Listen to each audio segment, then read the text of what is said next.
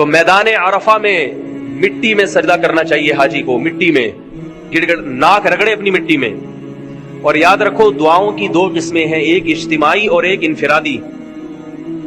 حاجی اگر عرفہ میں صرف گڑ گڑا کے دعا مانگ لے اور کچھ نہ کرے تو بھی انشاءاللہ اس کا حج ضائع نہیں ہوگا، کیونکہ جو طواف قدوم تھا وہ بھی واجب، صفا مروہ کی سعی بھی واجب، حج کا رکن نہیں ہے وہ. عرفہ کا میدان یہ اصل میں حج ہے، یہ جس کو مل گیا اس کا حج ادا ہو گیا.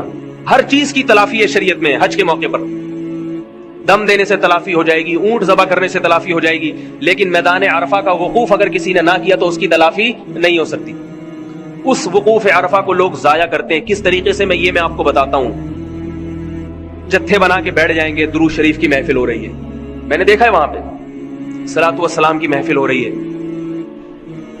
ٹھیک ہے، نبی صلی اللہ علیہ وسلم پہ درود پڑھنا غلط نہیں ہے، ثواب ہے، مگر اس موقع پر نبی نے کیا کیا وہ کام کرنا چاہیے. امام اگر پہلی رکعت میں سورہ فاتحہ کے بجائے درود شریف پڑھنا شروع کر دے، آپ امام کو روکیں گے کہ نہیں روکیں گے؟ امام بولے میں درود پڑھ رہا ہوں، مجھے روک رہے ہو. لوگ کہیں گے آپ وہ کریں جو کس نے کیا، نبی نے کیا. جتھے بنا کے بیٹھے ہوتے ہیں، نعتوں کی محفلیں چل رہی ہیں. تھوڑا سا وقت ہے عرفہ کا، جو دعاؤں کا وقت ہے، اللہ کے سامنے ناک رگڑنے کا وقت ہے، دھوپ میں پسینہ بہانے کا وقت ہے. حاجی کو ٹوپی پہننے کی بھی اجازت نہیں، ٹوپی پہننے کی بھی اجازت، اس لیے کہ ٹوپی بھی ایک پروقار لباس سمجھا جاتا ہے. ننگا سر کر کے اللہ سے مانگو، ننگے سر کے ساتھ اللہ سے مانگو. تو وہ دعا کا وقت ہے، گڑ گڑانے کا وقت ہے. رسول اللہ صلی اللہ علیہ وسلم نے فرمایا کسی دن بھی جہنم کی آگ سے اتنے لوگوں کو رہائی نہیں ملتی جتنے لوگوں کو عرفہ کے دن جہنم کی آگ سے رہائی ملتی ہے. اور ایک حدیث میں آتا ہے کہ لوگوں کا گڑ گڑانا اور اللہ سے توبہ استغفار کرنا، اس عمل کو جب شیطان دیکھتا ہے تو اپنے سر پہ خاک ڈالتا ہے، مٹی ڈالتا ہے کہ خدا کی قسم آج کے دن میں جتنا ذلیل اور رسوا ہوا، پورے سال کبھی بھی اتنا ذلیل اور رسوا نہیں ہوتا. اس وقت لوگ اجتماعی اعمال میں لگ جاتے ہیں، اجتماعی جتھوں کی شکل میں بیٹھے ہوئے ہیں.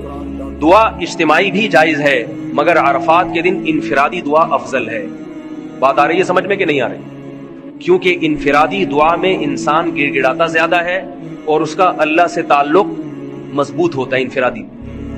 اجتماعی میں تو ایک ڈرائیور ہے، بس لے کے چلا رہا ہے اور پیچھے آپ کیا کر رہے ہیں؟ آمین آمین. جائز وہ بھی ہے، میں یہ نہیں کہہ رہا ناجائز ہے، لیکن عرفہ کے دن اجتماعی دعاؤں میں نہ لگا کرو، بلکہ انفرادی مانگو، انفرادی اللہ سے دعا مانگو، گڑ گڑاؤ اللہ کے سامنے اور دعا مانگے مانگے مانگے. اتنی لمبی دعا مانگے کہ زندگی میں اتنی لمبی کبھی دعا اس نے نہ مانگی ہو. گڑ گڑائے، ساری چیزیں اللہ سے منوا لے، سارے کام منوا لے اللہ تعالیٰ سے، انشاءاللہ وہ اس کے آثار اپنی زندگی میں دیکھے گا.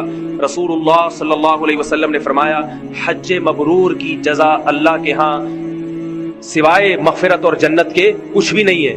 اور جو حج کرتا ہے صحیح آداب کے ساتھ، فلم یرفث ولم یفسق، دو چیزیں بتائی نبی نے، ایک فسق و فجور سے کام نہ لے، ایک فحش گوئی نہ کرے.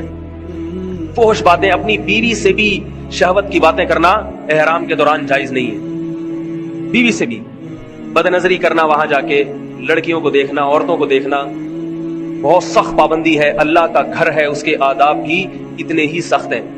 اور ایک بات اللہ نے قرآن میں اور بتائی، فلا رفث ولا فسوق ولا جدال فی الحج، فرمائے رفث بھی نہیں، بے حیائی بھی نہیں، فسق و فجور کی کوئی گناہ کا کام بھی نہیں، اور جدال بھی نہیں، جھگڑا بھی نہیں ہے. حج میں جھگڑنا نہیں ہے، جھگڑنا نہیں. کوئی حاجی کا پاؤں آ گیا آپ کے پاؤں کے اوپر، تیز بات میں جواب نہیں دینا، صبر کرنا ہے، صبر.